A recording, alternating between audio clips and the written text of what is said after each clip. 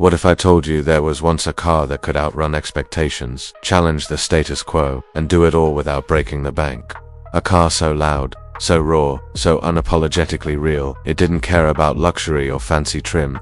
It only cared about muscle. Welcome to the world of the 1968 Plymouth Road Runner. A machine that didn't whisper performance. It shouted it. If this kind of automotive energy excites you, don't forget to subscribe to Ideal Vehicles. We bring you the most iconic machines from history, reimagined for today's enthusiasts across Europe and beyond. Your support helps us fuel more incredible stories just like this one. Now let's step back to 1968. The muscle car wars were heating up. Brands like Chevrolet, Ford, and Dodge were throwing everything at the streets. But most of these cars were getting bloated, with options, leather, wood trims, and higher prices. Plymouth, a division of Chrysler, saw an opening and they took it with both hands. The idea was simple: strip the car down, keep the engine big, remove anything unnecessary, and give it a cool attitude. That's exactly what the Plymouth Road Runner was, named after the famous Warner Brothers cartoon character. And yes, they even paid $50,000 for the rights to use the name and the beep beep sound. This car was as playful as it was powerful. Under the hood, it came standard with a 383 cubic inch V8 pushing out 335 horsepower, more than enough to make your heart race. But if that wasn't enough, you could opt for the legendary 426 Hemi V8 with 425 horsepower. That was supercar territory. And yet, the Roadrunner didn't pretend to be one. It was built for the street. No frills, no fluff. Instead of bucket seats, it came with a bench. The floor was rubber instead of carpet. Manual windows, minimal chrome, and no luxury badges. And that's exactly why people loved it. It was built for driving, not for showing off. Every bit of this car screamed performance with purpose. And let's talk about looks.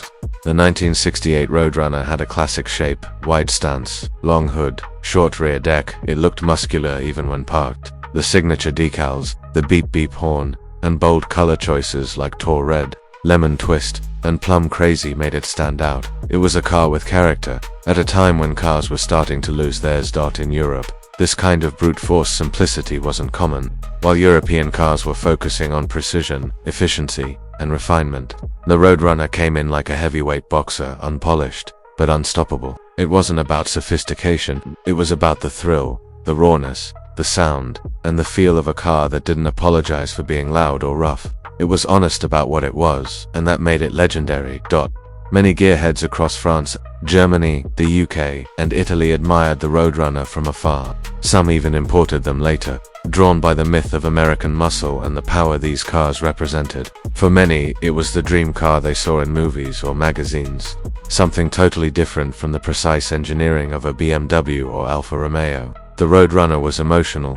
It was a riot on wheels. What made the 1968 model even more special was that it was the first of its kind, the original.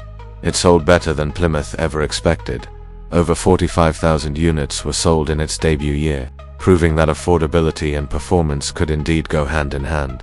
Today, the 1968 Plymouth Roadrunner is a collector's favorite, not because it was the fastest or the rarest, but because it represented an attitude, a rebellion against overcomplication. It was a car for people who wanted to drive hard, laugh loud, and live fast. And more than 50 years later, that spirit still connects with people, especially here in Europe, where car culture has always been passionate, but rarely this bold.